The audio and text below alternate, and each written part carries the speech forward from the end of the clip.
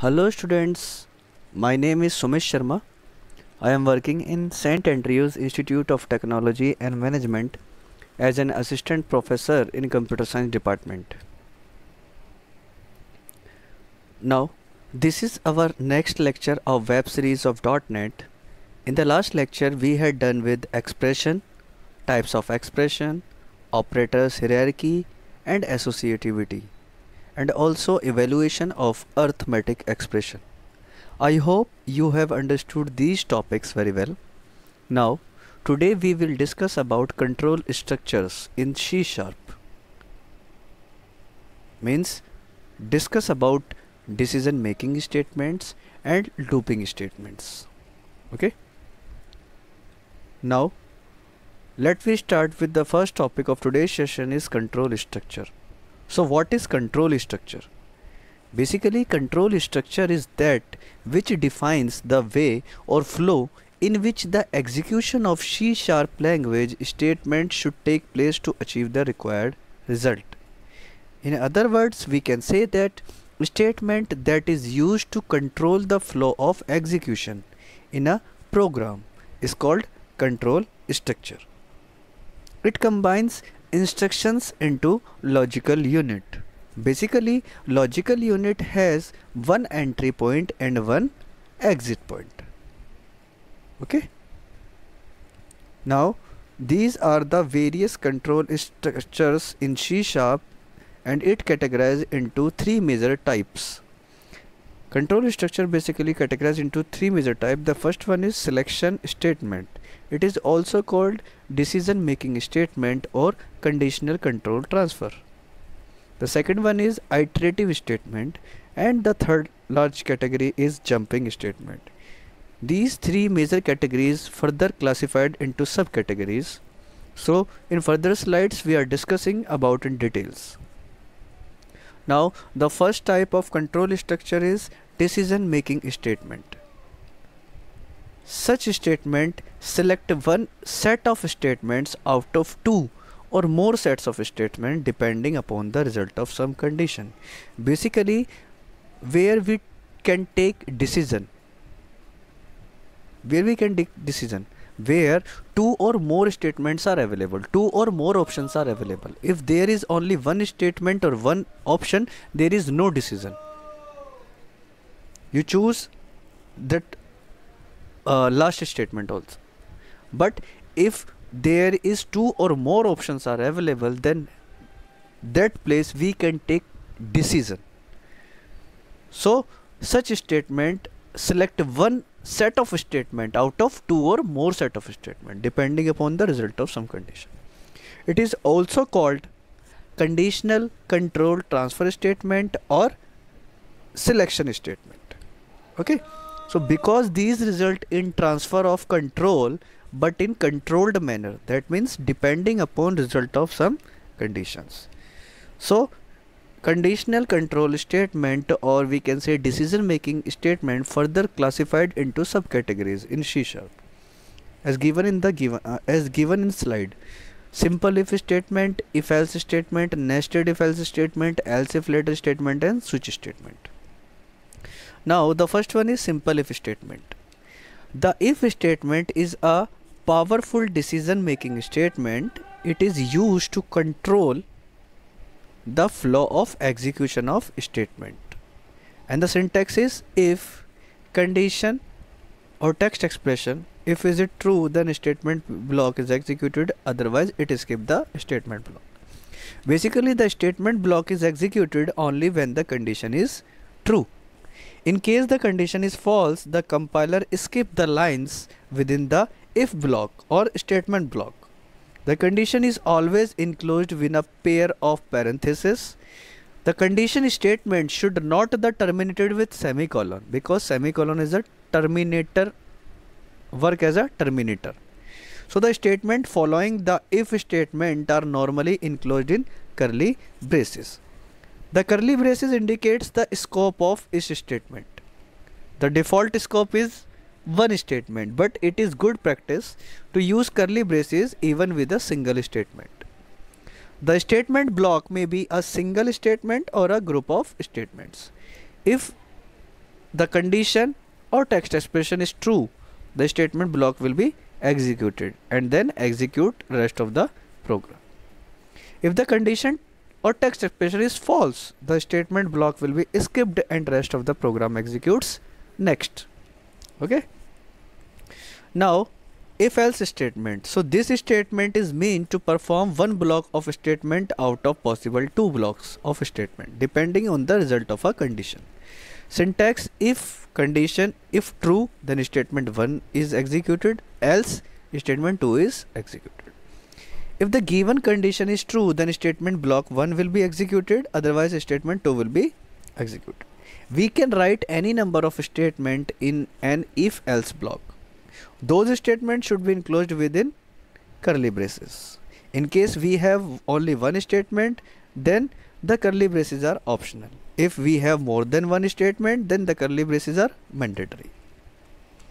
Now we are discussing about nested if else statement. So using of if else statement in another if else statement is called as nested if else control statement. When a series of decisions are involved, one may have to use more than one if else statement is in nested form. Okay. The syntax of nested if else condition is: if condition 1 is test, then again if test condition 2, in curly braces statement 1. If the condition 1 is true and condition 2 is true, then statement 1 is executed. If condition 1 is true and condition 2 is false, then else statement 2 is executed. If condition 1 is false, then again check condition 3. If condition is true, then statement 3 is false. If 1 is false and 3 is also false, then statement 4 is executed. Again I will guide you. If test condition 1 is true, then enter into outer if block and it checks test condition 2. If it is true, then statement 1 is executed. If it is false, then statement 2 is executed. If the condition 1 is false, then it skips the outer if block and it goes to the else block and check test condition 3. If it is true, then statement 3 is executed, else statement 4 is executed. So this kind of if else construction is known as nested if else construction or statement. With this usage, we can select one option out of multiple possibilities. There is no limit on the depth of nest. Okay. The next one is else if ladder. So basically this is another way of putting ifs together when multiple decisions are involved. A multipath decision is a chain of ifs in which the statement associated with each else is an if. Hence it forms a ladder called else if ladder. The syntax of else if ladder is: if condition 1 is true, then statement 1 executed, else if test condition 2 is true, then statement 2 is executed, and so on up to the n. And at last the default statement is also available. The above construction is known as else if ladder. The conditions are evaluated from top to bottom. Okay, means the data flow the compiler will process from top to bottom.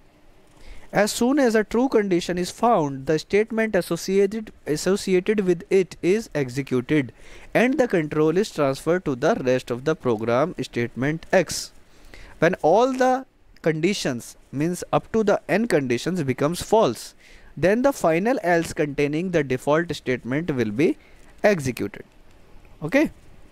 The next and the last decision making statement is switch statement. The control statement that allows us to make a decision from the number of choices are called a switch. And the switch statement is required in C# to select one out of several alternatives. The switch statement is a better way of writing a program which employs an if-else ladder. Basically it is C#'s built-in multiple branch decision statement. The syntax of switch statement is switch, then expression, then case constant 1, then statement 1 is executed, then break case constant 2, then statement 2 is executed, break, and so on up to the n statement, means default statement. The value of expression may be int or character. It does not support any other data type. It only support integer or character. Other data types are not allowed. The variable or expression within the parenthesis following the switch keyword is used to test the condition and is referred to as the control variable. If the control variable is calculated as constant 1, the case constant 1 is executed. If evaluated as case constant 2, the case constant 2 is executed, and so forth. If the value of control variable does not match with any case, the default case is executed, and the break statement is used to transfer the control out of the switch structure. The switch statement causes a particular group of statements to be chosen from several available groups. Then, in a program, if there is a possibility to make a choice from a number of options, this structure selected is very useful. And when one of many alternatives is to be selected, the program can be designed by using if statement to control the selection. The complexity of such programs increases dramatically when number of alternative increases. Okay, and this makes the program difficult to read and follow. In this situation, switch case statement is very useful, because if the value of the expression does not match with any of the case values, then default statement will be executed. So this is the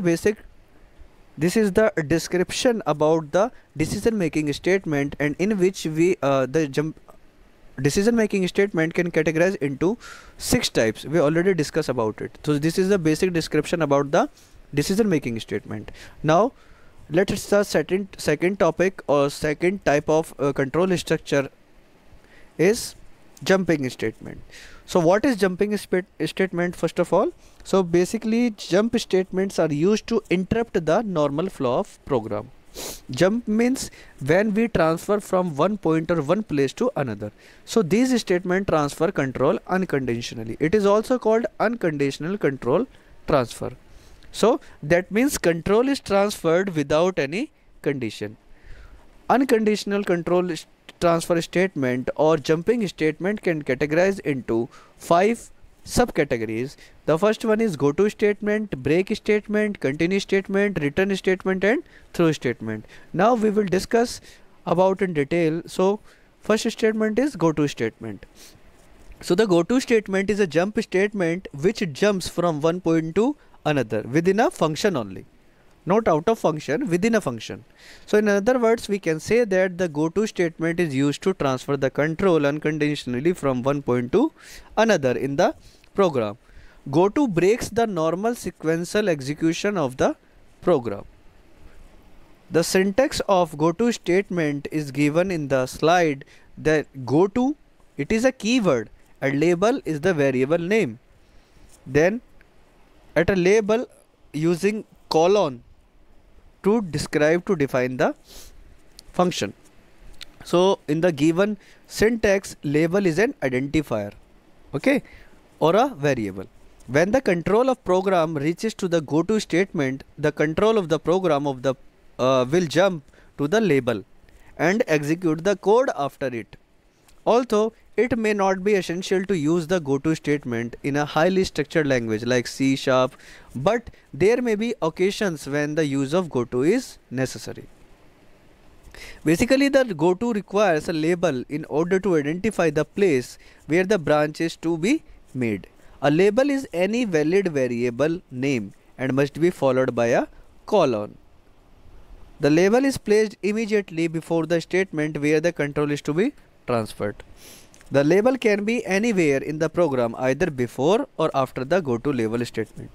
During running of a program, when a statement like go to begin is met, the flow control will jump to the statement immediately following the label begin. This happens unconditionally. And the most important, if the label is before the statement go to label, the jump is known as backward jump, and if the label is placed after the go to label, the jump is known as forward jump. So basically there are 2 types of jump, backward jump and forward jump. Now I'm talking about a break statement. In switch statement we already discussed about a brief description about a break statement. Now discuss in detail. So basically what is break statement? The break statement is used inside a loop or switch statement. When compiler finds the break statement inside a loop, compiler will abort the loop and continue to execution statement followed by loop. Compiler found anywhere in the program break keyword, then it just abort the loop. In any loop the break keyword is available, then it abort the loop. So a break statement terminates the execution of loop and the control is transferred to the statement immediately following the loop. It can be used within a for, while, do while or switch statement also. The break statement is used to terminate a loop or a sequence of statement in a switch statement. And with the help of break statement, the programmer can exit the loop even when the associated loop condition is true. The break statement is written simply as break and semicolon. Now the syntax of a switch break statement is given in a switch statement. The syntax of switch statement we already discussed in last lectures. So basically here we can use the break statement. So switch expression case constant 1. If case constant 1 is true, then statement 1 is executed, and after the statement of 1 break keyword is used, break statement is used, so that about the loop when break keyword or break statement is found. Okay, so each group of statements ends with a break statement to transfer control out of the switch statement. The last group does not require a break statement since control will automatically be transferred out of the switch statement after the last group has been executed. Okay, the next statement is continue statement. It is related to the break statement. So the continue statement is also used inside a loop. Break and continue both statements are used inside a loop. So when compiler finds the break statement inside a loop, the compiler will skip all the following statement in the loop and it resume the loop. So this statement is used within a loop body. The continue statement takes the control at the beginning of the loop. Okay, if I am comparing both statement like a break and continue, the break statement found in the group, then it abort the loop. But when the continue statement is available in the group, in a block or in a loop, then it resumes from the beginning of the loop. So when applied with do or while loops, the condition tested take place with the loop next iteration take place. The loop does not terminate when a continue statement is encountered. Instead, the remaining loop statements are skipped and the computation proceeds directly to the next pass through the loop. So it is simply written as continue and semicolon. The next statement is return statement. So we already know about the basic meaning of return. So the return statement is used to return any value. When a program calls a function, the program control is transferred to the called function. A called function performs a defined task, and when it returns statement is executed or when its function ending closing braces is reached, so it returns the program control back to the main program. Basically the return statement terminates execution of the method in which it appears and returns control to the calling method. It also returns an optional value. If we are not putting the void keyword in front of a function, then it always return a value. So basically any function when called, then it returns a value to the called function. If the method is a void type, the return statement can be omitted. If the return statement is inside a try block, the finally block, if any exists, will be executed before control returns to the calling method. Now the last one of a jumping statement is throw statement. So an exception is a problem that arises during the execution of a program. The C# exceptions is a response to an exceptional circumstances that arises while a program is running, such as an attempt to divide by 0. Exceptions provide a way to transfer control from one part of a program to another. Basically, C# exceptional handling is built up around 4 keywords: try, catch, finally, and throw. So what is it? Now discuss in detail what is try keyword. So basically a try is a block a try block identifies a block of code for which particular exceptions is activated. It is followed by one or more catch blocks. What is catch block? A program catches an exception with an exception handler at the place in a program where you want to handle the program. The catch keyword indicates the catching of an exception. Now, finally keyword. The finally block is used to execute a given set of statements whether an exception is thrown or not thrown. For example, if you open a file, it must be closed whether an exception is raised or not. And the last one is throw. Basically a program throw an exception when a program shows up. This is done using a throw keyword. In C#, the throw is a keyword that it is useful to throw an exception manually during the execution of the program, and we can handle those thrown exceptions using try-catch blocks based on our experiment or requirement. The throw keyword will raise only the exceptions that are derived from the exception base class. Okay, now the last category of control structure is looping statement. Now we are discussing about it. What is looping statement?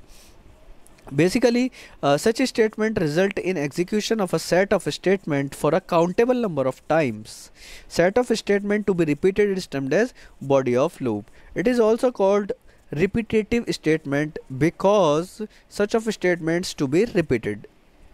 So in the looping structure, an operation or a set of operations is repeated as long as some condition is satisfied.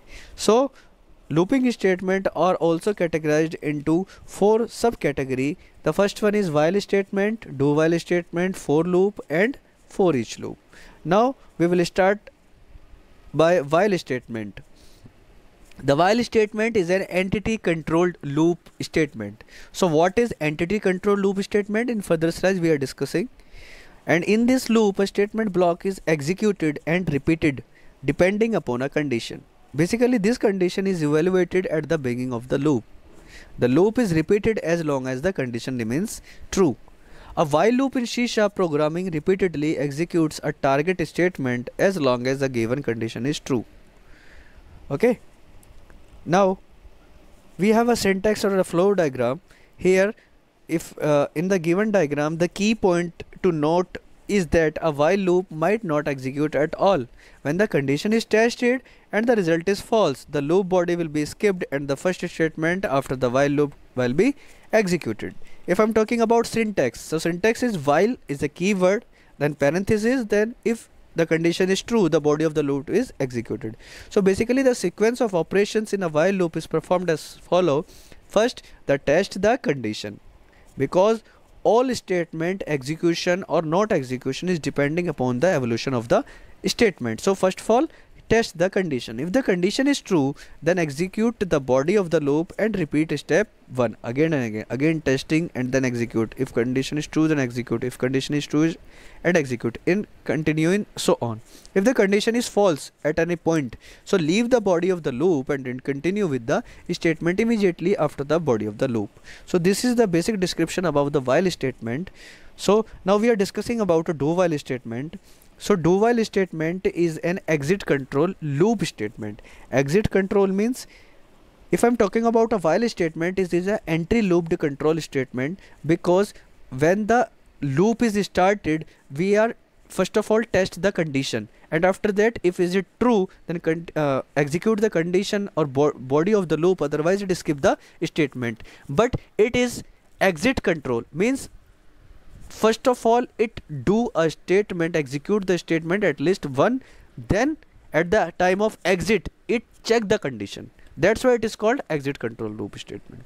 Thus the body of the loop is always executed at least once, because the do keyword is started the execution of a body, and at last while condition check that it is true or false. So at least one time the statement is executed in do while statement. That's why it is called exit control loop statement. So do while loop is similar to a while loop, except that the fact is that it is guaranteed to execute at least one time.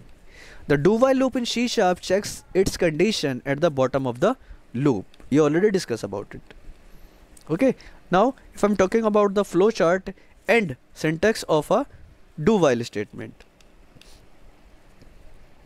So according to the syntax, the do keyword is available after the body of the loop and the while condition is check true or false. So the sequence of operations in a do while loop is performed. So the first step is execute the body of the loop because do keyword is available. Then at last test the condition. If the condition is true, then repeat execute the body and test condition again.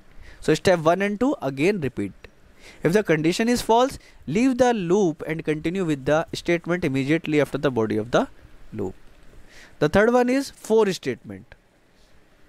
The for statement is a count controlled loop statement. Because why it is called count controlled? Because the program in advance knows how many times the loop is to be executed. A for loop is a repetition control structure that allows you to efficiently write a loop that needs to execute a specific number of times. Means the for statement lets you repeat a statement or compound statement a specified number of times.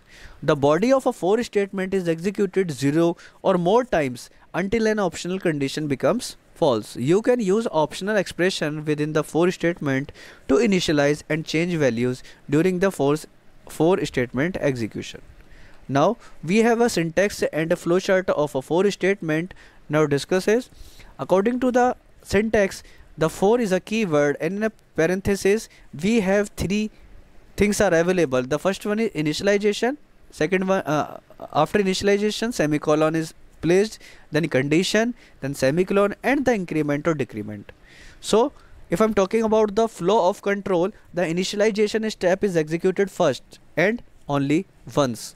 This step allows you to declare and initialize any loop control variables. You are not required to put a statement here as long as a semicolon appears. The next one is condition. So the next condition is evaluated. If is it true, the body of the loop is executed, and if is it false, the body of the loop does not execute and the flow of control jumps to the next statement just after the for loop. After the body of the for loop executes, the flow of control jumps back to the increment statement or decrement statement. This statement allows you to update any loop control variables. This statement can be left blank as long as a semicolon appears after the condition. The condition is now evaluated again. If is it true, the loop executes and the process repeats itself. After the condition becomes false, the for loop terminates. And the last one of a jumping statement is for each loop. So what is for each loop? It is a little bit difference with the for loop and for each loop. The for each loop is used to iterate over the elements of the collection. The collection may be an array or a list.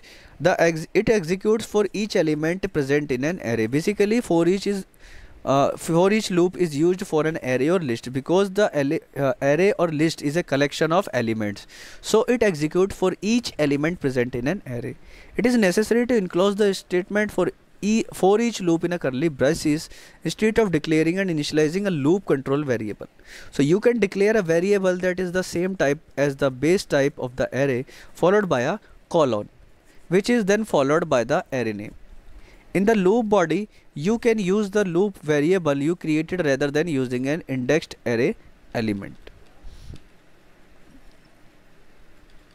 Okay, and if I'm talking about the for each syntax, so for each is a keyword. In a parenthesis we declare the data type, then variable name in collection variable. For example, if I'm talking about an array in which we have integer type array, so normally we can mention for each, then parenthesis int items name in an array and create a body loop. If the condition is true, then body of the loop is executed. Okay, so this is the all control structures, and control structures categorized into major three categories. The first one is decision making statement, then iterative statement, at last looping statements. Now I am going to provide you some important questions based on today's topic so that you will get an idea that which type of questions come in university exam from this topic. The first question is explain control structures in C#. The second one is explain decision making statement, third one is explain jumping statement, and the last one is explain looping statements. So this is the end of the today's session. Thank you for watching my video. Have a nice day. Hope you will watch my next video, in which I will discuss about classes, methods, constructor, destructor, overloading of function and operators. So stay connected with us. Thank you so much. Have a nice day.